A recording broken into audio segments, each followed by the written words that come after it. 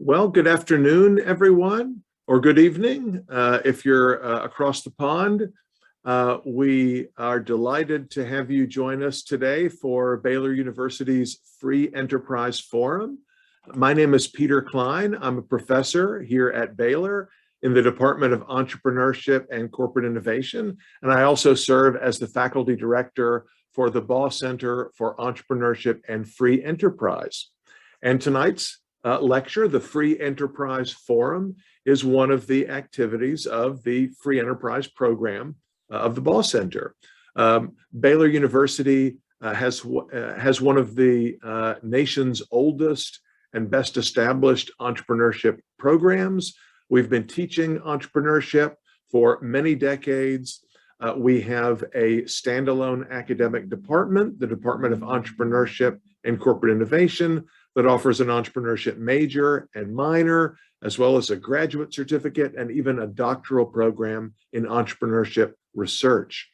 We also run a number of programs for students and members of our community, including a student incubator, the Baylor Angel Network, the Baylor New Venture Competition, which just wrapped up last week, featuring teams from all over the United States.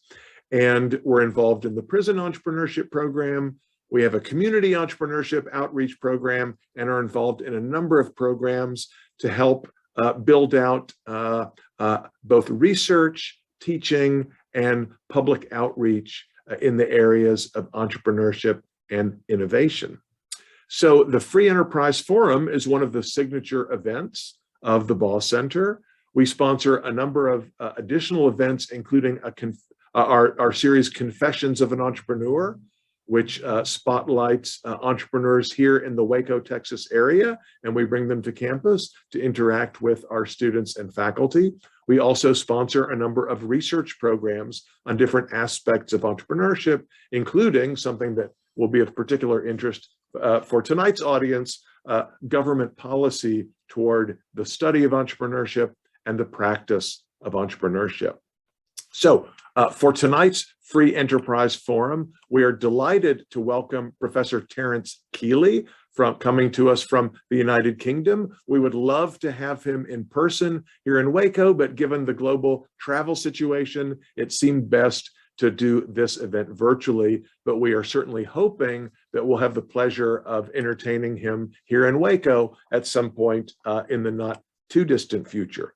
He is going to be giving us a lecture tonight on the relationship between government funding and the practice and direction of science and the role of government in promoting economic development through scientific research, the sponsorship of scientific research and technological development.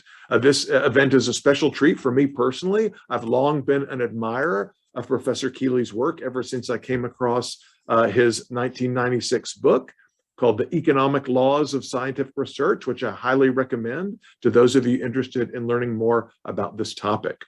Professor Kealey is a clinical biochemist.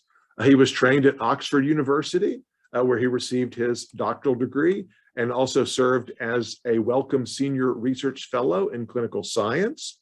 He went on to teach biochemistry at Cambridge University and also at the University of Buckingham, where he served as Vice-Chancellor from 2001 to 2014. And Buckingham was at that time Britain's only private research university. Those of you here in the US may not understand, and maybe Professor Kealey will touch on this in his talk, the way the British system is organized quite a bit differently from the American system, where we have a long tradition of private as well as publicly sponsored colleges and research universities. But in Britain, the landscape for private universities is quite different. In his academic role as a clinical biochemist, Professor Kealey is a specialist in dermatology, human experimental dermatology, and he published a large number of peer-reviewed papers and reviews in his specialty area. And throughout his career, like other people in the STEM fields, his work was funded by a number of private organizations, private companies, and of course by government agencies, which led him to think a little bit more critically about the nature of that funding and the extent to which the nature and type of funding might impact the work that gets done. And that his thinking along those lines culminated in the book that I mentioned, The Economic Laws of Scientific Research, published in 1996, which argued that, contrary to the conventional wisdom, it is not necessary for governments, through public funding, through taxation and borrowing, to support scientific research. Again, that goes against what most of us have been taught and what most of us believe about science operates. His more recent work elaborates on these insights and develops the idea that science is not what economists call a public good after all, but is really what he calls a contribution good that is published by groups of scientists operating in so-called invisible colleges. And I'm really looking forward to hearing more of the details about that process and its implications in his talk tonight. Professor Kealey is a senior fellow of the Cato Institute and has been associated with a number of important academic organizations, including the Institute of Economic Affairs in London. By the way, he has kindly made available to us a written version of his remarks, which will serve as the basis of his talk tonight. And I put a link to that document in the chat window if you want to download that and have it for future reference. In a week or so, the talk itself will be made available on our YouTube page. You can just Google search Baugh Center for Free Enterprise and get our YouTube page that way, and of course get our main website as well, which has lots of information about our activities and information. As far as the talk tonight, we're operating in webinar format, meaning that our participants are not able to interact by speaking, but at any time you can type a question into the Q&A window. And after Professor Kealey has spoken for 45 to 50 minutes of giving us his prepared remarks, we'll then open it up to Q&A. So I will act as moderator and I will read the questions to Professor Kealey and let him respond as he sees fit. So once again, I want to thank all of you for your support of the Free Enterprise Forum and ask you to please join me in welcoming Professor Kealey to Baylor University. So Terence, the floor is yours. Peter, thank you. Can you hear me all right? Yes, we can hear you and see you just fine. Thank you. So Dr. Klein told me not to spend any time on preparatory remarks, but to get straight into the talk. So let me just say that I'm very pleased to have been invited, and I thank Peter very much, but I will now get into the talk. I just want to add one thing to Peter's very generous introduction. You may be surprised as to why a biochemist should get involved in the economics of science. The specific event was during the 1980s, when the British scientific community rose up collectively in revolution against Mrs. Thatcher, much as the American scientific community rose up in revolution against President Reagan, claiming that the cuts to the science budgets in both Britain and America were destroying American and British science respectively. Which is a story I, like everybody else, believed, because why wouldn't one believe these distinguished scientists saying that? Except that my own experience was, first at Oxford and then for a short time in another university at Newcastle before moving to Cambridge. Throughout this period of time, and we were being told that because of British government cuts to science budgets, British science was in decline, every lab I ever worked in was densely, horribly overcrowded, constantly having to build new labs, constantly struggling with the problem of too many scientists. And it became very obvious to me very quickly that there was a huge disparity between what the official scientists were saying and the reality on the ground. And that's how I eventually realized that the standard story of governments needing to fund science was wrong. And what was actually happening at the time was simply a form of crowding out, as the British government was withdrawing its funding for science, which it was doing, by the way, just as Reagan did for a time.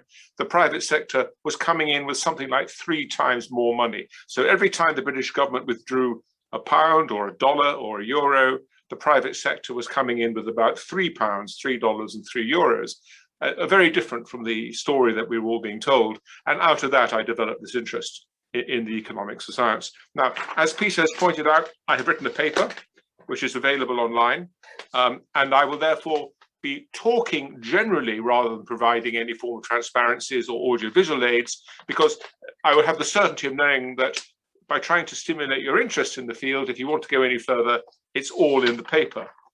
And the story is essentially a narrative. I will be telling a narrative story about the evolution of American science policy, which is a very interesting story. It's the most exciting science policy story on the planet, actually. America did something very exciting, which I'm about to describe. But I just want to say one thing before I go into the narrative of what the United States of America has done with science since 1776, and just to say that I start the paper with a sentence. It is near universally believed that research is subject to market failure.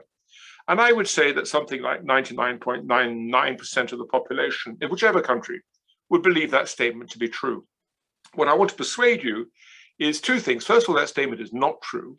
And secondly, the term market failure is misunderstood by 99.9% of people.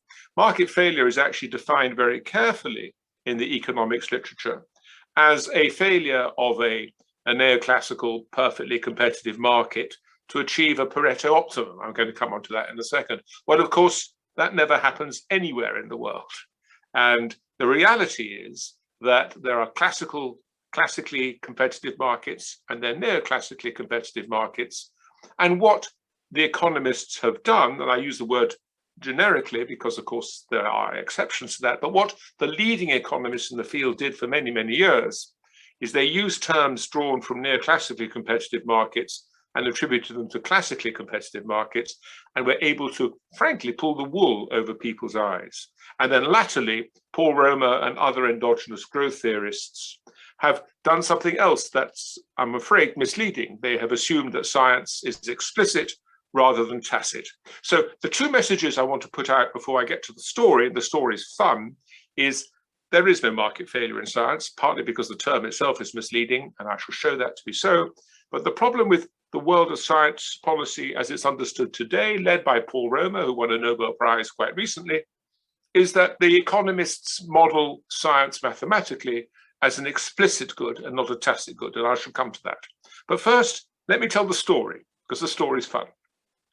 The United States of America believed absolutely in free markets until very, very recently.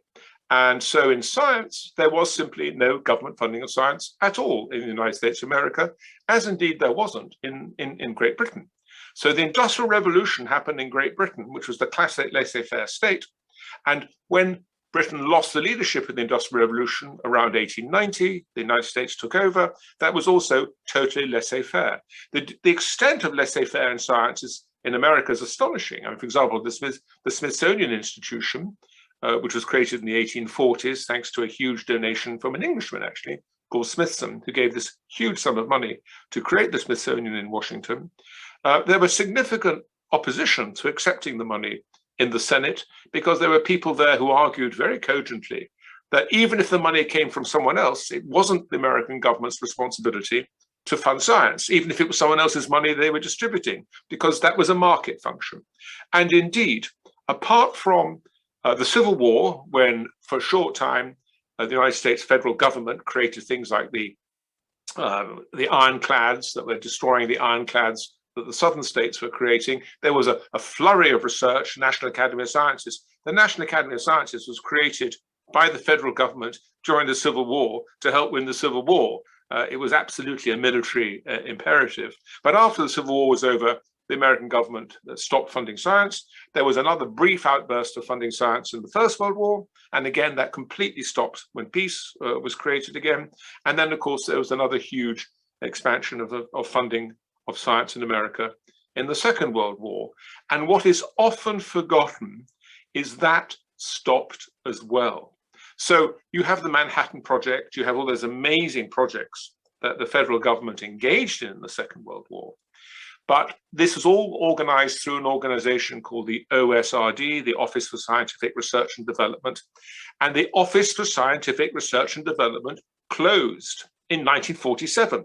The war was over, mission accomplished, end of story. There was a move in 1947 to replace the OSRD with the National Science Foundation as the federal government's first peacetime initiative in funding science, and Truman vetoed it. The NSF bill was presented to him, and Truman vetoed it. There was no justification for the government funding of science in peacetime. Truman was very clear about that. And so you have this extraordinary story of the two countries that created the Industrial Revolution, 19th century Britain and 20th century America, completely under laissez-faire, with huge ideological objections, both in Whitehall in London, from people like Gladstone, who simply refused to fund science when asked, but also in the federal government in America, where repeated attempts to try to get the federal government to fund science failed at a number of different legislative steps. This is in huge contrast to France and Germany and other continental countries, where governments funded science very generously. But it wasn't France that created the Industrial Revolution. It wasn't Germany. It wasn't Italy. It wasn't all those other continental countries whose governments were so generous to science. It was the two countries whose governments did not fund science, which is actually very relevant. So the American government only funds what's called mission research before 1950. And so, for example, the Coast Survey, which is a very old agency in America, is funding geological research and other useful bits of research as part of its mission to map the coasts of America and know where you put your lighthouses and things. And the National Institutes of Health was a mission project by which the American government wanted particularly to help the Marine Corps and other military activities in terms of their health. Of course, its mission has since broadened out. But the point is that until 1950, when you had been in America the richest country in the world for 50 years, you became the richest country in the world in 1890. By 1950, you'd been the richest country in the world, in fact, for 60 years. And throughout that entire period, the federal government, as a matter of policy, did not fund science. There are small mission exceptions, which I talk about in the paper. There was a small amount of agricultural research, but in fact, it's extremely small, and there was defense research. The philosophy was absolutely laissez-faire. And then in 1950, everything changes. Truman allows the National Science Foundation to be created. Why? It was a military initiative. The Cold War was starting in 1950, and the one thing the American government recognized was that in wartime, you need more scientists funded by the federal government than you do in peacetime, because in wartime, you've got to create all sorts of tanks and things, and all that requires research. And in the Second World War in particular, America simply ran out of scientists. There were a series of Senate hearings during the Second World War. We need more scientists. The Manhattan Project needs more scientists. And you had only peacetime allocation of scientists, and you needed to create more. So in 1950, Truman said, yep, Cold War is now hotting up. We've got the problems of Korea, we've got the problems of Russia. We need more scientists. We'll allow, therefore, the National Science Foundation to fund pure science in university departments, but this was specifically for the training of future scientists for military purposes. So although later advocates have argued that the NSF was created to stimulate economic growth, simply not true. It was created because you needed more scientists to cope with the Cold War. And it was based on the model of pure science leads to applied science that leads to economic growth. That's to say, Truman was very clear. The NSF's function was to produce trained scientists for the military to employ as you built up to the war against the Soviet Union. But people came in afterwards and tried to justify the NSF with this new argument of what we in England call the linear model, what you in America call the funnel model. They said, there is market failure. We'll come back to this term again. There's market failure in science. Therefore, the government has to fund pure science because otherwise nobody would, so that then you get applied science, which industry can then turn into economic growth. But unless the government funds the pure science, there'll be no economic growth. This was a justification that was invented afterwards, and I shall come into how this justification is completely false. Everything changes, by the way, in 1957. 1957 is when the Soviets put the first orbiting satellite in space, Sputnik, and it's very hard to remember, and you have to talk to very old people to get, though I have done this, by the way, I've talked to people who remember Sputnik in 1957. It caused a total moral panic. People really believed that the Soviet Union was going to bomb us with nuclear weapons from outer space. It was terrifying. And you have people like Lyndon Johnson writing in their diaries saying, this great country of ours is now absolutely subject to the whims of a dictator in Moscow. And so in 1958, the year after 1957, you get huge American initiatives in science to copy the Russians, quite blatantly. So NASA is created in 1958 to beat the Russians into space.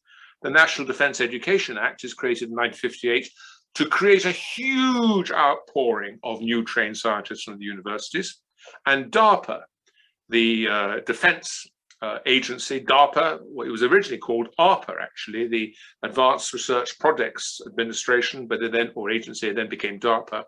And this was created, very interestingly, with a very different model from the National Science Foundation model.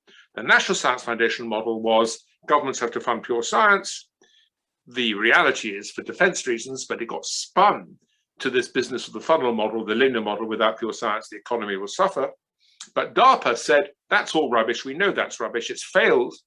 The National Science Foundation didn't give us our own Sputnik in 1957. And DARPA is a completely different business model where the politicians say, we want this. It could be sending a man to the moon. It doesn't really matter. But the politicians determine the goal, and then science is recruited only in pursuit of the goal that the politicians set, a very different model. And DARPA, of course, has been much more successful, we all think, than the National Science Foundation. Anyway, that's the story. And the story, therefore, becomes that suddenly, after 1957 and 1958, the Americans are copying the Russians' science policies. And this creates a problem. You mean communism works? You mean the Soviet Union has beaten us into space because their economic model is better than ours? Should we all now become Marxists because Russia is doing so much better than we are? This created a real crisis at the time. It's funny to laugh at it now. But if you read the papers of the day, the newspapers of the day, senior people in both America and Europe were actually suggesting the Soviet Union was going to overtake Britain and America and Europe economically, obviously, because they had all this science and technology so much better than our own. And so a lobbying group called RAND, very famous now, the RAND Corporation, it stands for R&D, that's why it's called RAND, was charged with finding a solution to this ideological problem. And the ideological problem was this: we need an economics that says the market is better at everything than is communism, except in science. Science is the one exception. So RAND was created by the American Air Force and by McDonnell Douglas and other defense contractors to come together. It was created quite explicitly to lobby for the government funding of science. These were vested interests and they were protecting their vested interests. That's perfectly legitimate in a democracy.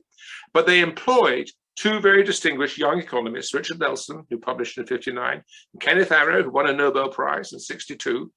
And they both published, you look at their papers, absolutely seminal papers, thousands and thousands of citations. And there's no shame about it. Both create their institutional affiliation is the RAND Corporation, no pretense. And everyone knows what the RAND Corporation is about. And their mission was, you have to show that markets are better at everything except in science.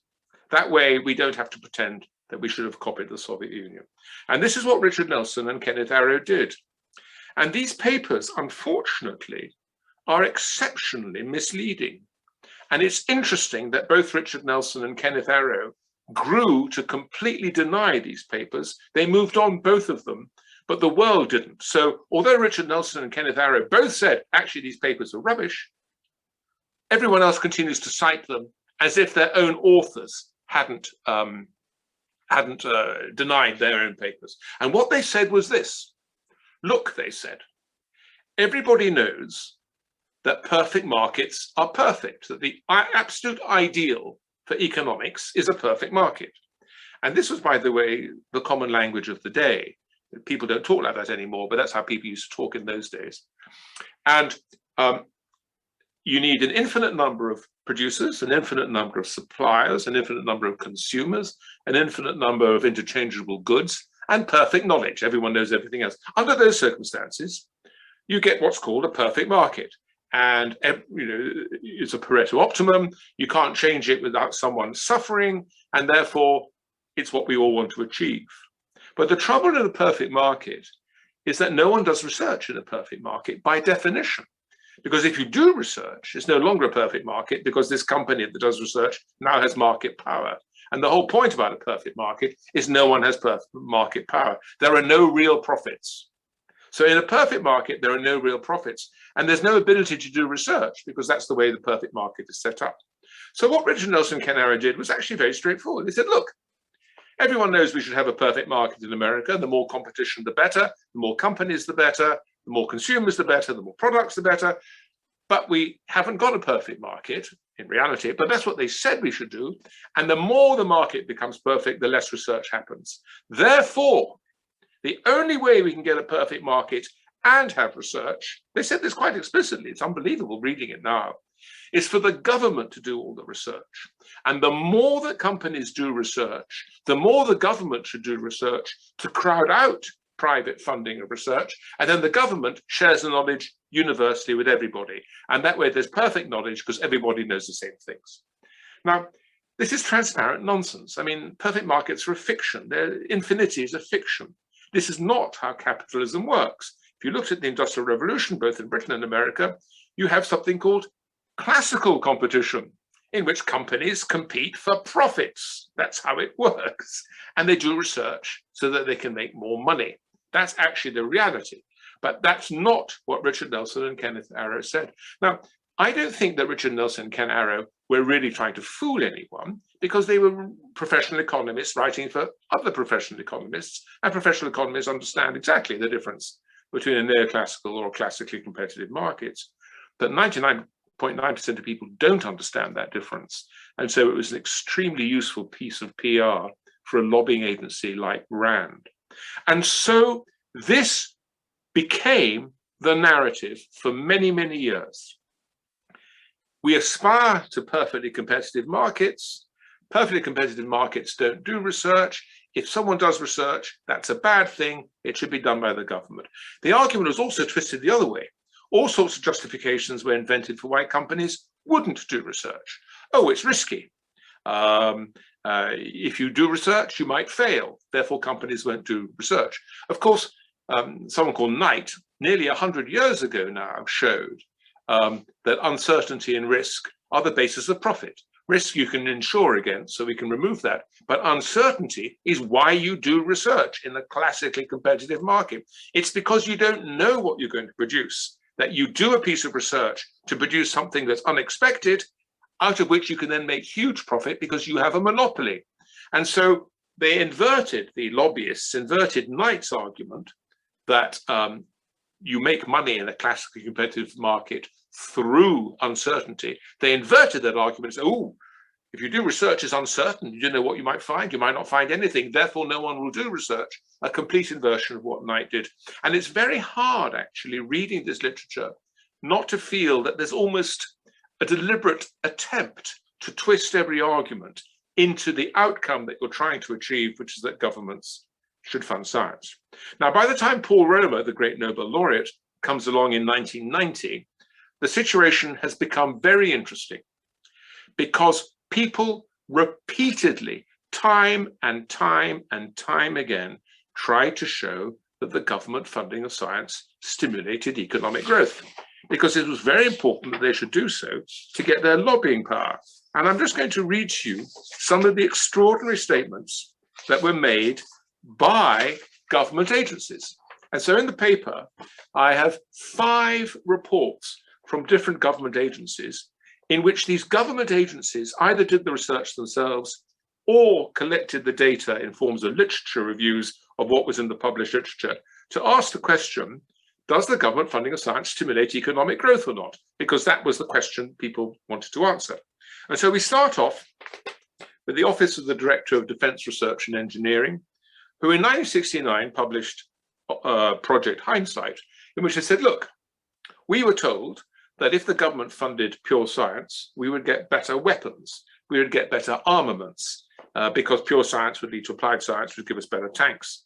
What is the evidence? Well, they identified 70 research events in 1969 that had led to new weapons, and 700, sorry. And out of those 700 research events, precisely 2 had come from the government funding of science.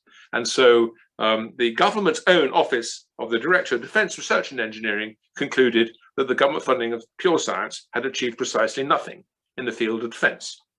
Then, in 1991, the Congressional Budget Office produced a report with words that are so damning, it's astonishing it hasn't made more impact. The return to federal R&D is near zero and statistically insignificant. The general absence of statistical association between federal R&D and productivity is surprising because there's an incredibly strong correlation between private R&D and productivity. It then goes on in 1998, 7 years later, the Congressional Budget Office does another review. And don't forget, the Congressional Budget Office has to be very, very careful because people really attack congressional offices if they're perceived to be wrong. And so the Congressional Budget Office had to go out of its way to make sure that what it was saying was right and they couldn't be criticized. Not only did they actually doubled down. 7 years later, in 1998, they produced Aggregate Statistical Studies report that federal R&D does not enhance productivity substantially, if at all. The returns to private R&D are high, those to federal R&D low to non-existent. The US Bureau of Labor Statistics in 2007 writes, this is a different agency, the overall return to R&D is very large. However, these returns apply only, underlined in the official report, only to privately funded R&D in industry. This is a government report. And finally, in 2003, the OECD takes a huge survey of the entire nations of the OECD over nearly 30 years. So a large number of countries over 30 years, looking at a huge number of factors that have influenced the rate of economic growth of these countries. And they conclude that it's business performed R&D that drives the positive association between total R&D and output growth. Public R&D, the findings are negative. So we have this huge analysis over decades from independent agencies, as well as a huge, of course, number of scientists and economists, trying to show that the government funding of science stimulates economic growth. And no one has ever found it, ever, on an aggregate level. Obviously, if you have a little company and the government comes along and gives you $20 million, you might get a benefit from the gift of $20 million. But if you look in aggregate, and there's a reason why that's damaging to the rest of the economy, I'm coming to that. If you look in aggregate, there's no stimulation at all. And there's no secret about all of this. It's just that no one ever talks about it because it's embarrassing. So Paul Romer comes along and he writes a very good paper. And he won a Nobel Prize on the basis of one paper, which is really astonishing. And what he said was this: look, we know that Ken Arrow and Richard Nelson had invoked fictitious markets. Of course, we don't live in a world of neoclassical perfect competition. It's a nonsense. We have to model what happens in classically competitive markets where companies essentially are oligopolistic, doing R&D to get monopoly advantage. How do we model it? And here we come to a very grave error, because Paul Romer is the great guru and everyone listens to him. And therefore, it's very important if he gets it wrong, which he did. What Paul Romer said was this: look, I can model in my mathematical modeling the private funding of R&D. Imagine, he said, I produce a blueprint. He calls it a design. I produce a design. And this design, this piece of R&D, enables me to make a product better than anyone else. Therefore, I will invest in it. However, he says, unfortunately, we live in a world of spillovers. The moment I come up with my design, others will copy me. Therefore, it has to be protected by a patent. Therefore, if the government supplies patents so that you now have appropriability of knowledge, you can appropriate your knowledge thanks to the government issuance of patents, Now you can model the private funding of R&D. Unfortunately, he says, that although I now have modeled the private funding of R&D, look how clever I am, unfortunately, there is spillovers because people can read other people's patents, people can reverse engineer your products, people can read the scientific papers because it's a blueprint and the knowledge is completely explicit. Therefore, the amount of private funding will always be insufficient for ideal outcomes, and therefore the government has to fund science to compensate for spillovers. So he's got appropriability because of patents, but it's not enough for the government not to have to top it up. So it's a very clever paper because the economists were needing a model by which in classically competitive markets, private companies would invest in R&D. Now they have a piece of paper which is appropriate, but it's only thanks to patents that it can be done, and governments have to fund. And everyone in America and in Britain, in fact, globally, wants to come up with a story that governments have to fund, because the sad reality is that almost everybody who writes in this field is an academic working in a university, and universities get very upset if you suggest that governments shouldn't fund them. Very upset. It's almost impossible, actually, in a modern research university to argue that governments shouldn't fund science. Your life becomes a bit of a nightmare, as has been recorded, in fact. So what Romer did was very, very clever. However, it's not actually a free market. What he's actually saying is it's done through the government making a piece of paper appropriate, knowledge being appropriability. But of course, there's absolutely no evidence whatsoever that patents stimulate economic growth in aggregate. They just don't. This has been shown time and time and time again. Patents are very good for individual companies, of course they are. But if you look in aggregate, the advantage that certain companies get from patents is counter-reacted by the disadvantage the economy suffers at large, which I'm going to come to in a minute. So Romer's model of patents is simply a fiction. It doesn't work. Romer comes up with other ideas. He comes up with the idea that perhaps secrecy might be the way companies can get appropriability of knowledge, because only if you've got appropriability can you invest in it. Unfortunately, we know from the work of Mansfield and others that there is no secrecy. Secrecy is a big myth. In fact, and I'm coming to this in a minute, companies share knowledge all the time. The average length of time by which a company can keep a piece of research secret is about a year. Literally only a year. And the reason for that, by the way, is companies are always sharing knowledge. Employees go from one company to another. It's in fact a sort of network. It's a syncytium. The big myth is that companies are all atomistic and competing with each other. Ain't so. Industry is full of competitive, of cooperation and sharing of knowledge.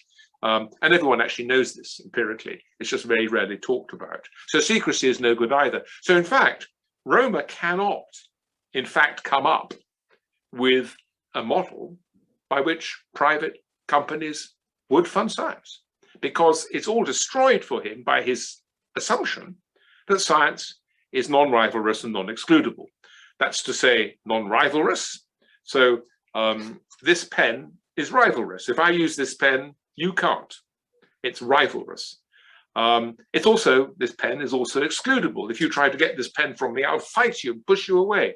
So this pen is rivalrous and excludable. But a piece of knowledge, a piece of science, so Romer says, is non-rivalrous and non-excludable. If I come up with the idea of a pen, there's nothing to stop you also using the idea of a pen. And I can use the third law of thermodynamics, and 28 trillion million people can also use the third law of thermodynamics because it's non-rivalrous. It's also, of course, according to Romer, very important Romer because he wins the Nobel Prize, influences the whole world, but this is true of all theories of endogenous growth. They all have the same fault, because there are other endogenous growth theories as well, of course. The idea is that it's also, he says, non-excludable. That's to say, once an idea is produced, it immediately spills over to everyone else, unless the government comes up with patents or there's secrecy or whatever, none of which empirically is true. And here we come to the fundamental flaw of economics of knowledge. It's a very interesting story, actually. We have known for decades that knowledge is tacit. So, for example, I, as it happens, am a clinical biochemist. I can clone a gene. I've done it more than once, as it happens. And I can write down how to do it. If I were to give you, where you are now in Waco, Texas, a description of how to clone a gene, do you think you could just go to the nearest lab and clone a gene? No, it would take you years to learn how to do it. I can clone a gene, but I don't know how to make an iPhone. I have no idea how plasma physics works. I'm a specialist in a very narrow field, but in that field, but it's the same for everybody. And so the reality about science, and the philosophers of science like Thomas Kuhn and the sociologists of science like Robert Merton have known this for decades. Before Ken Arrow and Richard Nelson were writing, describing science as non-rivalrous and non-excludable, the sociologists and the philosophers of science, back before the Second World War actually, had already described science as a tacit good.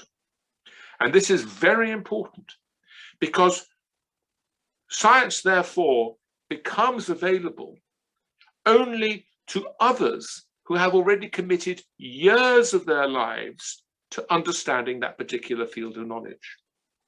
Under those circumstances, scientists benefit from sharing knowledge. There's a paper associated with this, which I think Peter Klein is also going to put on the web, on the Baylor website, another paper I've written with my friend Martin Ricketts on the Industrial Revolution, the British Industrial Revolution, which is very relevant to the story. If you look carefully at the British Industrial Revolution, what it represents is a shift from secrecy to openness. Scientists, including in industry, in fact, particularly in industry, quite suddenly stop being secretive. Instead, they join up in societies like the Royal Society in Britain, but there are myriads of such societies. Every professional group has a society, every engineering specialty has a society, every industry has a society. And what happens in these societies is that individuals come and share knowledge with each other. They say, look, I've made a great discovery. And what happens under those circumstances is that others say, well, actually, I made a discovery as well. And they share knowledge with each other. Now, this may seem insane. If you're Paul Romer, you think this is insane. But in fact, what is happening in knowledge is that the tacitity of knowledge means that very few people can actually take part in this. But what you want is you want more people to take part, because the math is very simple. If I am the only scientist in the world, I can only produce one piece of science a year. If there are two scientists in the world, we now have a total of 2 bits of knowledge every year. 3 scientists, we now have 3 bits of knowledge. But once you have 3 bits of knowledge, you can start to look at the knowledge in different ways. So you can put these 3 bits of knowledge as 1, 2, 3, or 1, 3, 2, or 2, 3, 1, and suddenly you have a huge expansion of the possibilities of new technology, because new technology comes from the rearrangement of existing bits of knowledge. And the more knowledge you have, so the possible rearrangements expand exponentially. So if you have 3 competitors, all of whom are trying to make profit, and they don't like each other necessarily, but the 3 know that if they exchange knowledge, then out of the 3 bits of knowledge, you now have, say, 9 possible new combinations. So now if you have 12 competitors coming together, you have something like 1,000 different combinations of knowledge. It means that you can all make profit. If you have 12 engineers coming together, each sharing a piece of knowledge, then each of them individually now has access to over 1,000 different combinations of knowledge that can produce new technology, and you all profit, every single one of you. And that is the basis of the Industrial Revolution. And in this other paper, which Peter Klein is going to put on the web, I chronicle exactly how that happened from the 17th century in England onwards. And so knowledge doesn't need government funding, because what happens is that people invest in their own research so that they can then access the research of others. And indeed, what you do when you research yourself is that you want more and more others. You want other people to do more research so that the possible combination of new technologies expands exponentially. And so if you have not 1 competitor, but 10 competitors, you now have access to 1,000 different combinations of knowledge, and you can more likely to make profit. And so It's because knowledge is tacit that people invest in it because they want to make more money themselves. And so it's because Paul Romer doesn't understand that, because he models knowledge as explicit, he thinks that anybody can copy anyone else. And therefore, why should you do research? Because you'll just be copied. Because he thinks knowledge is explicit. But in fact, knowledge is tacit. It's available only to those who've made a huge investment in research. But having made that investment, they then profit from the fact that others are doing the same as well. I'm looking at my watch because I don't want to run out of time. I don't want to go on for too long. And so I think I'm just going to conclude. I'm going to conclude this. What my friend Martin Ricketts and I have done, as Peter Klein noted, is we have come up with a new concept of an economic good, which we call a contribution good. And the contribution good explains what happens in research. A contribution good is a good that is available only to those who've contributed. So it's non-rivalrous and non-excludable, but only to those who've made that contribution. So the private incentive to research is that if you model that, you get a very interesting thing. You get takeoff. The Industrial Revolution, classically, is for thousands and thousands of years, nothing happens, and then suddenly economies take off. And that's what a contribution good does. So if you're the only scientist in the world, you can do all the science, you would just won't. But if there are enough scientists around, then quite suddenly you hit a threshold whereby by accessing everybody else's science, for the cost of your own science, you now have access to, say, 10 other people's science, 1,000 different combinations of research. And then at that point, everyone wants to do science because that's where the profit is. And so you get a takeoff. And suddenly rates of economic growth go up from about 0.05% a year. There is economic growth before the Industrial Revolution, but it's very, very slow. And suddenly you're getting rates of economic growth of 2% a year, a 50-fold increase. And the contribution good explains that. And the contribution good also explains why, in the absence of the government funding of science, in the Industrial Revolution Britain, then Industrial Revolutionary America, you get economic growth. In fact, if you look at crowding out, the contribution good explains why it was because the British and American governments didn't fund research that we had the Industrial Revolution. And it was because the French and German governments did fund research that they didn't have an Industrial Revolution. Because if governments fund research, what happens is you take all the brighter scientists out of the market and put them into ivory towers in universities, and suddenly industry no longer has access to the research of these great scientists because they're all doing clever stuff in their universities. And some industries stop funding research because it's not getting anything from the second-rate scientists they're reduced to employing. It's because Britain and America didn't have the government funding of science that we had the Industrial Revolution.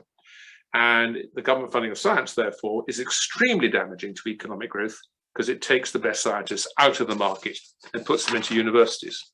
And I think, therefore, because we want some questions, I'm going to stop there and just conclude. There's no empirical evidence that the government should fund science. And the reason for that is that all the arguments were always false. And actually, they were always false. And I shall stop there.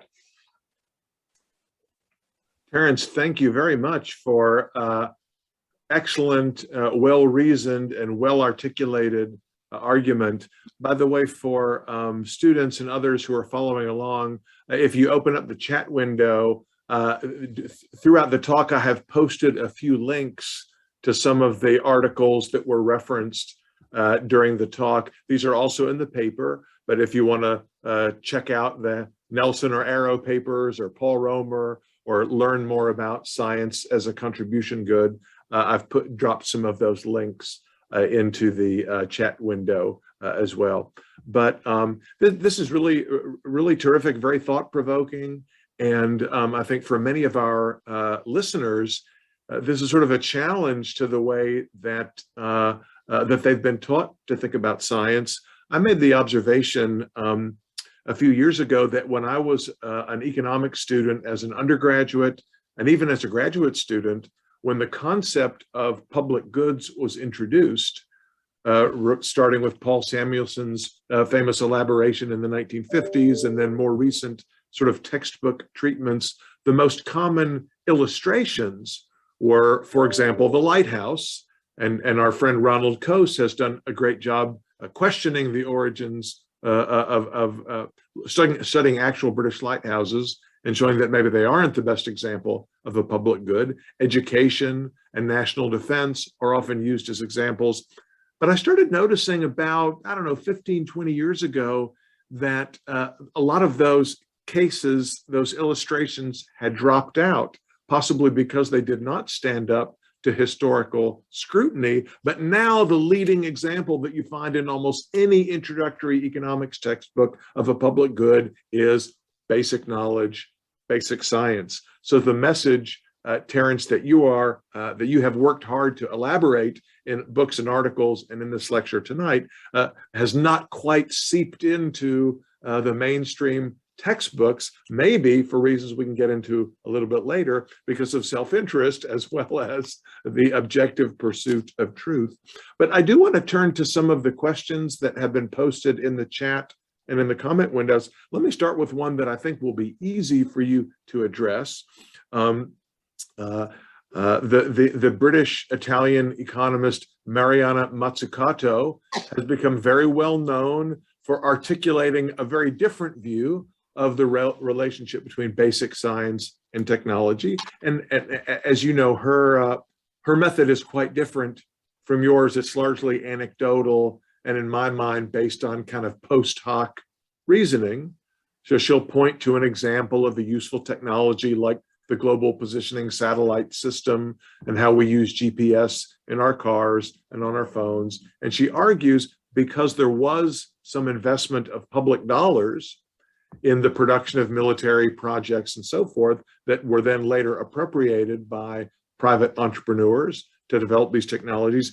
She concludes, therefore, were it not for public funding, we wouldn't have iPhones, we wouldn't have commercial aviation, we wouldn't have, nylon fabric, we wouldn't have all these things. So could you comment either specifically about her arguments or more generally about the common argument that even narrowly targeted projects like military defense projects have these spillovers that lead to commercial development in ways that would make us all better off and which maybe couldn't have been anticipated at the time those funding decisions were made? Yeah, that's a really good question, and I will do both, actually. First of all, in the paper, I have a quotation from her famous 2013 book. Let me just read it.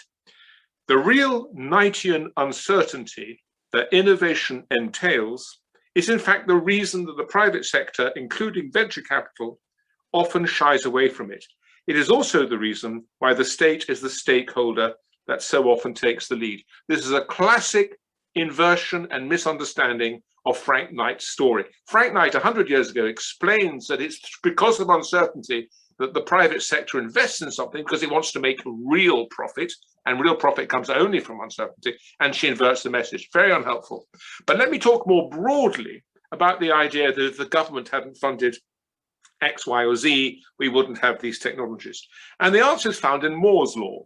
Moore's law is not really a law, it's more an observation, but it's an extraordinary observation. Since 1890, which is a long time ago, since 1890, the cost of information processing has halved every 2 years. Going back to the electromagnetic stages, and then you have valves, and then you've got silicon chips, and now we have all the modern technologies. Since 1890 to the present day, every 2 years, the cost of processing information has halved every 2 years. What that tells you is that technology advances absolutely inexorably. Since 1890, we've had Marxism, we've had civil wars, we have all sorts of nightmares, and yet technology seems to advance irrespective of individual human beings. This was described by Robert Merton, the great sociologist of science, who pointed out that, and this is actually relevant to the contribution of good, simultaneous invention and simultaneous discovery is the norm in science. It's normal for competitors to produce the same advance at the same time as other competitors because they're all fishing in the same pool of knowledge. So famously, Thomas Edison invented the light bulb, and he went to the US Patents Office in the morning and filed his patent. That very afternoon, another inventor went to the Patents Office and said, I have invented this thing called the light bulb. And within 2 years, there were no fewer than 27 other inventors who'd invented the light bulb across the globe. It was a technology whose time had come, just like Moore's law predicts. And so, yes, it's true. If the government pours literally billions, I mean, government funding of science is gargantuan now in defense and that sort of thing. You're going to get something because it would be absurd if you didn't. What you have to show is that you would have got it faster than if the government hadn't done it. And Mariana Mazzucato very, very carefully doesn't. So in her books, for example, she does mention crowding out, but she uses a definition that's false. She doesn't actually address the reality of crowding out. And so I'm afraid that anecdotes that she comes up with are simply not good enough. And she hasn't made the case. But everyone wants to believe her because everyone wants governments to fund them for reasons that are obvious. I wish the government would come and give me £10 million so I could live in a palace instead of this modest little home of mine. But unfortunately, I can't think of a reason why the government should do that. But university scientists are very clever at thinking of reasons why governments should give them money. Oh. You're muted. Sorry. It's funny, as you talk about the interests of scientists, I'm reminded of, I guess it was 3 or 4 years ago, there were during the Trump administration, there were some proposed cuts to the National Science Foundation budget, particularly in the social sciences. And I remember being bombarded with emails from professional organizations, including ones with which I had no affiliation, like the American Political Science Association, begging academics to write letters, to participate, sign petitions, and so forth, to argue against these cuts to social science funding. But I was struck that in these requests, there was no argument presented for why funding should not be cut, other than the typical lobbyists sort of explanation. It will make us worse off personally in our careers if we don't get this money. And literally all of the arguments were examples of the evidence that was presented, such as it is, was a little bit of cherry picking of the Mazzucato type. Look at this great, political science theorem that resulted from, an NSF grant, and think of all the poor political scientists who might go hungry if and have to take on a second job and teach an extra course. And I remember being struck by the vulgarity of this blatant sort of demand for, for stuff for no reason other than the fact that we should have more stuff. Along those lines, there's a question, and by the way, that first question was from Fernando D'Andrea. Thank you very much for the Mazzucato question.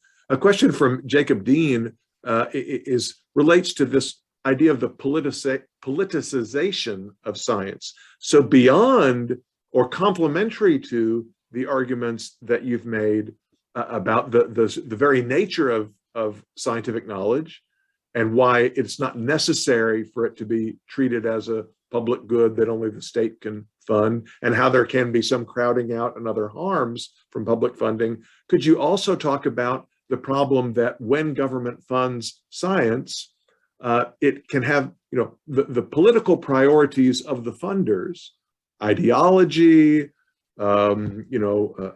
value judgments, and so forth. How can that have a possible distortionary effect on exactly what research projects are undertaken? Jacob's question is specifically in the context of COVID.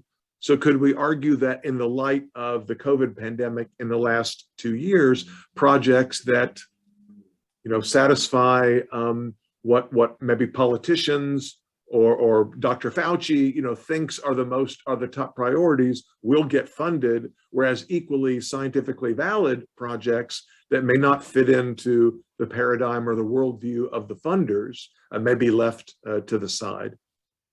Well, that's of course a very good question. To which there is, of course, not necessarily very straightforward answers. But if you look at COVID, for example, what is interesting is the whole mRNA story came out of that lady whose name I can never pronounce, who worked at the University of Pennsylvania. And her story is very interesting. I'm sure she's going to win a Nobel Prize, and if anyone deserves one, it's absolutely her. she lost her job at University of Pennsylvania. She was an associate professor. She wasn't getting grants from the NSF and the NIH and the University of Pennsylvania, degraded her to an adjunct scholar, and it couldn't have humiliated her more. And in the end, she left and worked for BioNTech in Germany, where, of course, she then created the mRNA vaccine that we were all looking for. And indeed, Moderna also in the States was using her technology. And this is a classic example of the failure of the NSF model, i.e., the linear model absolutely failed. There she was at the University of Pennsylvania trying to get government money from the NSF and the NIH to develop mRNA vaccines and being turned down. It was the private sector in the form of BioNTech and Moderna that enabled her career to flourish. And by the way, just to come back to the earlier example of aviation, but I am going to answer the question, but just come back to aviation. The Wright brothers, of course, in 1903, flew an aeroplane at a cost private funding of $1,000. The Smithsonian had a total budget from the American Defense Department of $87,000 and failed. If we are going to use the lobbyist argument, we say, well, this shows that governments should never fund technology because this $87,000 of state funding was wasted because of the one. But you never hear that argument. It's always only the other way around. But to come back to the COVID thing, don't forget that there are two models here, and they're very different. There's the NSF model, which is the linear model, only governments will fund pure science, out of which good things happen. But there's also the DARPA model. And my story is that the DARPA model is good. If a democratically elected government says we need solutions to COVID, then for heaven's sake, that democratically elected government should fund that as a piece of mission research. Now, your questioner is quite right. The government may get that wrong. But there's the British government, there's the French government, there's the German government, there are lots of governments out there. And so you get competition within governments. And so, yes, it's dangerous if the government does mission research because it may, Dr. Fauci, after all, Dr. Fauci almost certainly got wrong the origins of the virus. I mean, there's pretty good evidence that the virus was in fact genetically engineered in the Wuhan labs and escaped. And Dr. Fauci denied that for a long time. He's a human being. He's a great guy, of course, but he's a human being. We all make mistakes. So your question is absolutely right. And I agree that the government has every right to do DARPA-type research to meet a social end. The danger, of course, I'm just reiterating, is that you may end up with a mistake, to which the answer is, well, there are 50 states in America. Perhaps you need 50 individual DARPAs so that you get lots and lots of different ways of doing things. But in any case, there are nearly 200 sovereign states in the world, but eventually one of them will get it right. There is no simple solution to any of these problems. I think that's the honest answer is nothing is ever simple in a complicated world. Yeah, thank you. Thank you very much for that answer. There's a question here from Sandra, which builds a little bit. I think I can link to your answer to the previous question. You mentioned Thomas Kuhn in passing. But to turn a little bit more explicitly to the question of Kuhnian, the Kuhn's model and the notion of established paradigms and paradigm shifts, Sandra's question is about the extent to which having the competition among agencies notwithstanding, is there a possible impact of having a dominant funder, not so much on the actual research that gets done, but on sort of defining the parameters of what kind of research is acceptable? And if I may just elaborate on the question myself to give it a little bit more specificity, we can also link it to COVID. Some critics of the NIH and NSAID, and maybe the role of Dr. Fauci in particular, critics have argued that Fauci's main accomplishment, you may see this as a positive rather than a negative, has been to transform his agency away from something like the NSF model, more to something like the DARPA model, where essentially we're using public dollars to do sort of contract work for pharmaceutical companies. That essentially the NIH and Fauci's organization in particular is essentially running clinical trials for private pharmaceutical companies. Now, maybe that's a better use of those funds than what the linear model suggests. But does it mean, for example, that, suppose there's a non-pharmaceutical potential solution to a public health issue, that research would not be done. It would be difficult to get research on that possible solution done because it doesn't fit into the dominant paradigm. And maybe that's not the best example. Maybe you can think of a better one. But how does your understanding of science, how is it affected by Kuhn's idea that there really isn't open competition among science because paradigms constrain what can be done, and paradigms themselves are sociological, institutional, political, rather than chosen purely on the merits? Sorry for a long-winded question. I hope it makes sense. A very deep question and a very penetrating question, because your questioner is right. It is one of the huge flaws of science. By the way, Kuhn gets credit he doesn't deserve. The person who actually launched this whole area of thinking was a Polish scientist like myself, a scientist called Ludwik Fleck. And in 1935, he wrote a book because he was protesting the Popper 1934 book, The Logic of Scientific Discovery. Popper 1934 said the definition of a scientific fact is it can be disproved. And he's right, that is a definition of a scientific fact. But what Fleck said in 1935 is that may be the case, but scientists simply ignored disproof. If you have a group of scientists, they will share knowledge, they will share a paradigm. He used a different word. The word he used, being Polish, he didn't know better. He called it a den collective. That's what he called it. But that's the same as a paradigm or a community. And we have other words that others have used. And what he said was, scientists, because they're sharing knowledge, even competitors, they ended up with these shared knowledge thoughts, which are often wrong because they cannot accept disproof, because disproof is too complicated, because they're all invested in the same idea. And this has even been proved empirically. A very interesting paper came out 2 or 3 years ago of the death of the great man. This is very sexist language, but science is a sexist place. And what happens is that, and this paper looked at over 1,000 examples of suddenly, at the height of their powers, the great man drops down dead, long before he would have retired. And they look at what happens to the field of knowledge after the great man has died. And what they discovered was, it was a marvelous thing. The best thing that could happen to that field was the death of the great man, because new people come up jostling to become the new great man, and they end up with a greater competition of ideas, and they end up with better ideas. So the best thing that could happen, as indeed Max Planck once said, science advances funeral by funeral. We now know that we should have these funerals in their 50s and not in their 70s. So all this is absolutely true, and it is aggravated by funding, no question.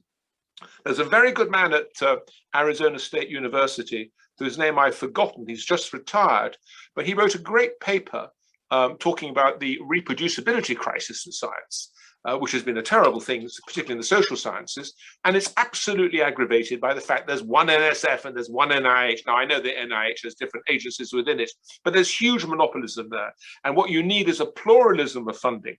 And so in the private sector, you're much more likely to get different companies and different charities, but they get crowded out once you have these huge monolithic NSFs and NIHs, because your questioner is quite right. It is a fundamental flaw in science that you get these really hermetically sealed groups of scientists, all of whom are reinforcing each other's ideas, all of whom are verifying and not falsifying. And it's dangerous, and it's aggravated by monopolistic sources of government funding. Wonderful. Thank you very much. I do want to remind our participants that if you have an additional question, you're welcome to type it. There's both a Q&A window. You can also type it in the chat window. But please feel free to ask your questions that way, and I will then share them with Dr. Kealey. And while we're waiting, I might take moderator's privilege to ask one more. Is there a defense of the linear model in the U.S. historical context that would refer not to explicit federal funding in the form of research grants, which, as you pointed out, really doesn't come until the late until 1950, and then post Sputnik, you get a big infusion.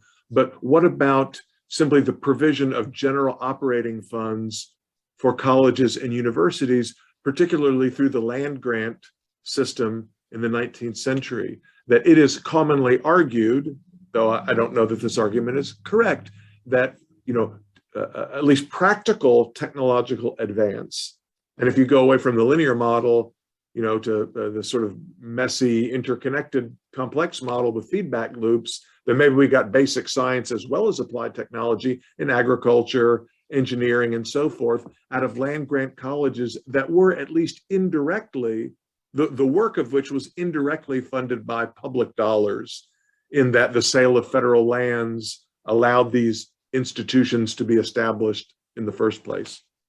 The land-grant colleges have got away with a false narrative for far too long.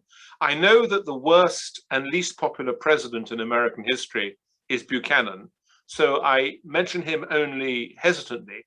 But the first bill to create land-grant colleges came to Buchanan before the Civil War, and he vetoed it. And he vetoed it because he said, look, there is no shortage of colleges teaching agricultural technology.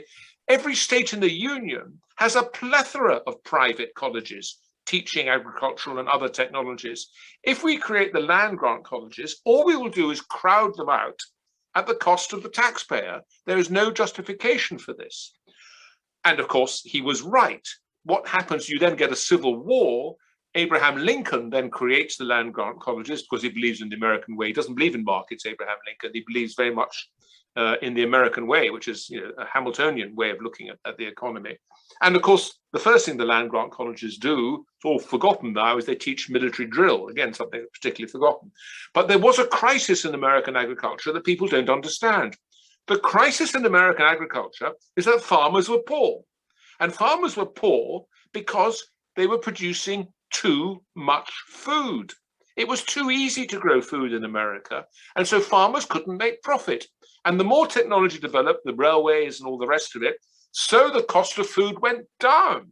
And so the farmers were a huge constituency, and they demanded support. That's what poor people do. And if you have a lot of poor people, and farming was the biggest section of the economy in those days, thanks to Thomas Jefferson and others of his ilk, the largest electorate group saying we're poor, we want support, you're going to have to support them. Completely irrational, of course. The last thing you want to do if the problem is overproduction is to increase productivity. Fortunately, it didn't really work. If you look at all the major productivity advances in American agriculture, whether it's the cotton gin, whether it's barbed wire, whether it's the combine harvester, you can look at them all came out of the private sector. All came out of the private sector. Of course, there were some things that came out of the state-funded land-grant colleges, because if you're going to invest in R&D, Moore's law tells us you will come up with something. But you cannot show, and no one has ever shown, that they stimulated rates of agricultural production. And indeed, that was the last thing you wanted to do, because you made the farmers' plight even worse. So the whole land-grant college is just a series of myths, ultimately to the advantage of the professors in the land-grant colleges. Thank you for that. I should mention in passing, my old friend Henry Manny, whom you may have known, was very interested in uncovering what he thought was a hidden history of private vocational and technical schools that existed from the late 18th through the middle of the 19th century, predating the land-grant colleges, because part of the conventional narrative is that there was no education whatsoever in the practical arts prior to the establishment of the land-grant system, which of course, as Henry pointed out, cannot possibly be true in an era where Americans were digging canals and building bridges and all kinds of complicated structures and inventing machines. They must have acquired that knowledge in some fashion. A question from my colleague, Professor Dix. He asks about what I'll interpret a little bit, maybe a variation of the NSF model, which is where the government is not giving grants to scientists to do specific research projects, but rather helping to fund activities that bring scientists together. David is referring to it in the context of the NBER, which of course is a privately funded entity, but serves to organize workshops, symposia, data sharing, and so forth.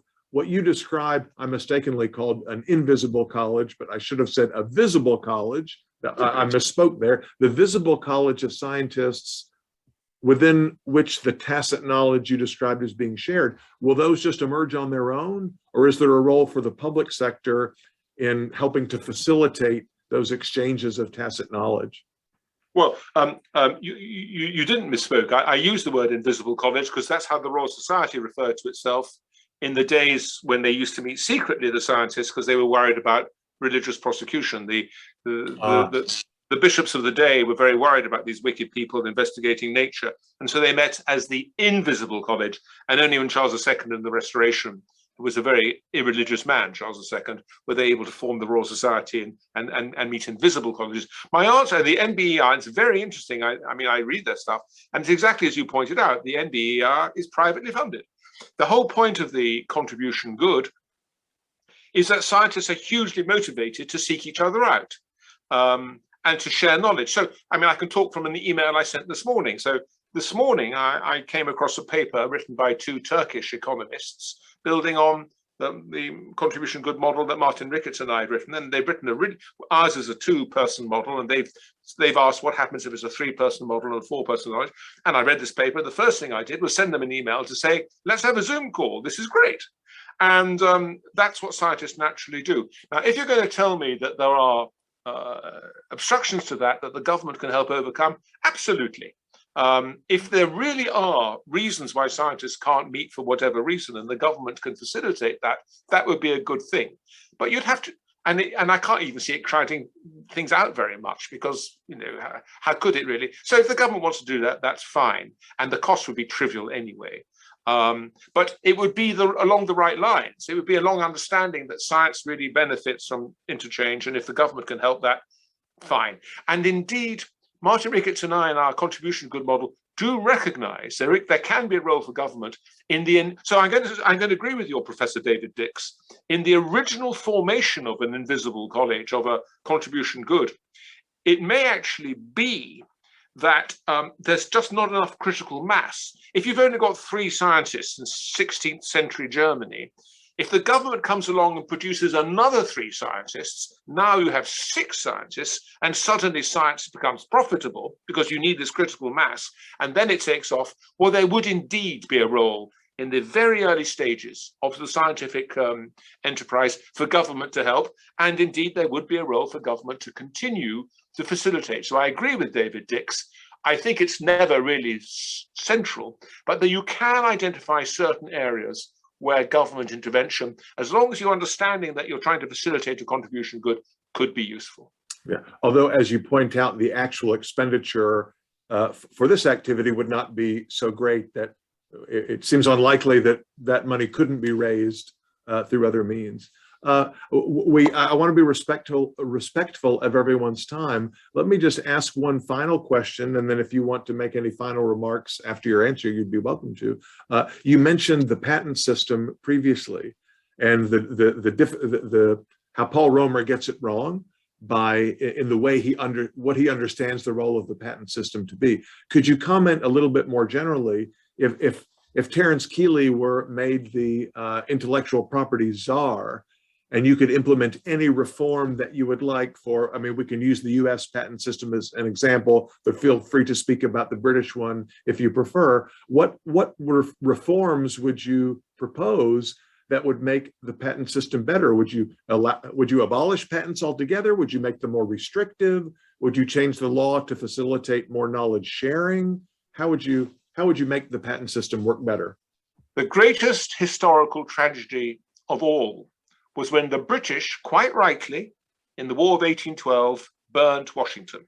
A marvelous event.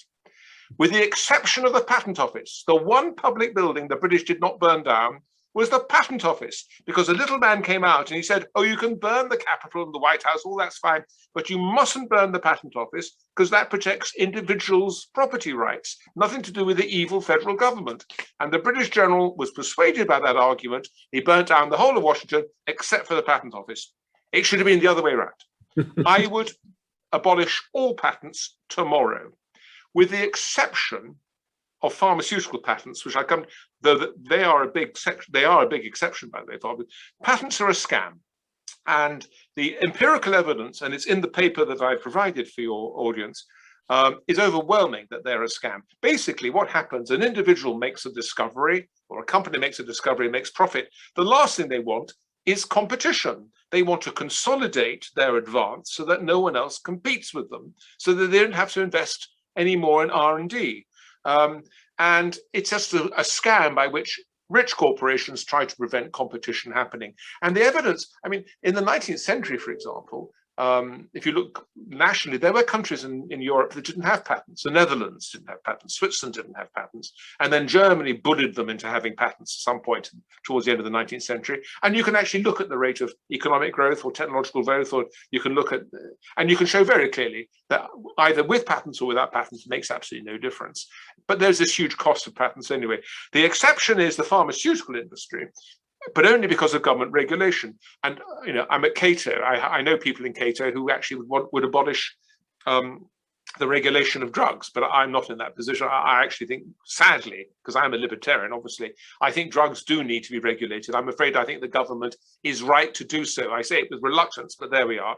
And the cost of developing a drug are huge. R&D cost is trivial. A new drug today costs much more than $1 billion to put on the market. It may not actually be $2 billion, but something like 95% of the cost is just all the clinical trials and the regulation. Under those circumstances, it's so easy to copy that, yes, and there's good empirical evidence, by the way, that the stronger the pharmaceutical patent, the more pharmaceutical R&D you have. So that's the exception because of government regulation, but every other patent should be abolished. They're simply scams by which already privileged companies try to reduce further investment in R&D and try to exclude competitors. Of course, there are always clever people who are employed by rich companies to justify patents, and lots of libertarians, to the shame of the libertarian community, are so obsessed with property rights that they don't understand that property rights in things like private goods that are rivalrous and excludable are very different from property rights in ideas which are absolutely non-rivalrous. So I'd abolish all patents, with the exception, reluctantly, of pharmaceuticals. Well, thank you for that extremely clear while provocative answer. You've given our audience a lot to think about. Once again, if you're joining us late, you'll see in the chat window links to some of the papers that were shared. And if you scroll all the way up, and maybe I'll put it in, I'll add it one more time. The best source for all of these references and others would be the paper itself. And here I'll drop it into the chat window one more time so you can all see, yes, there's a PDF file there, Kealey Lecture, April 22, which contains the full text on which these remarks have been based. And you'll find all the references there. Please seek out Professor Kealey's writings. Terence, I forgot to ask you in advance, but if people want to contact you, do you have social media accounts or a Substack or a newsletter or a website? What is the best way for people to learn more about your current projects, when you might be speaking next, if they want to have a chance to follow up with you in an email? What's the best contact information? Well, I put my email address on the paper. So I think the simplest thing is I'm not as good with social media as I should be, but there's a reason. And before you think I'm an old-fashioned dinosaur who doesn't understand about electricity and things, when you get to my age, you have a burning sense that you want to finish your research project before you die, to be blunt. And so I'm engaged in a great intensity of research at the moment, because I really want to, there's basically a book I want to write that sort of, so I'm trying to reduce dissipation of effort. But if anyone were to email me on this email address, I would certainly respond. And the other thing, by the way, all the papers, that are my own papers with my friend Martin Ricketts, are all cited here. They're all open access. There's slight difficulty, there may be difficulty over the Industrial Revolution paper, which you also very kindly putting up. Can I just say to anyone who looks at the Industrial Revolution paper, and obviously Martin and I are very proud of that paper because we completely rewriting the Industrial Revolution, just to say that it's a Cambridge University book chapter, and Cambridge University Press, for reasons that I don't understand, don't allow you to explain that the first page is abstract. So the first page of that paper is very turgid because it's the abstract. Forget the first page, go straight to the next page which says introduction, and then you'll find a very nice narrative of how the Industrial Revolution is the personification, the embodiment of research going from secretive, which is called alchemy, to open, which is called chemistry. And it's that fantastic transition that gives us the Industrial Revolution. Well, wonderful. Thank you for that reminder. And I urge everyone to take a look at that paper as well. I've also put Professor Kealey's email address here in the chat window. And again, he would be delighted to follow up with you if you have an additional question or wish to continue the discussion through that means. So Terence, once again, thank you very much for your time. It's been a pleasure and an honor to have you here at the Free Enterprise Forum. I look forward to the opportunity to host you again in person once travel becomes a little bit easier again. And I want to remind everybody who's here to check out our website. Again, if you just Google search Baylor Free Enterprise, you'll get to our page that has a list of all of our activities, upcoming events, past events. And as I said, you can find all of our previous lectures on the Baugh Center YouTube page, and this lecture will be on there as soon as we can get it processed as well. So once again, thanks to everybody for coming out. Thank you for Professor Kealey for sharing your wisdom and expertise, and I look forward to seeing all of you the next time. Bye-bye, everybody. Thank you very much.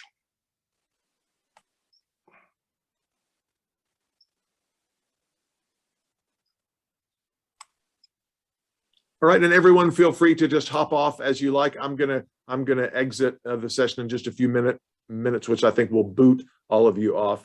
But Terence, thanks again. I'll follow up with some practical details, and we'll look forward to keeping this conversation going. I had such fun. Thank you so much. Thank you. Good night. Thank you for staying up late as well. Oh, a pleasure. Good night. Good night, everyone. Bye-bye. Bye-bye.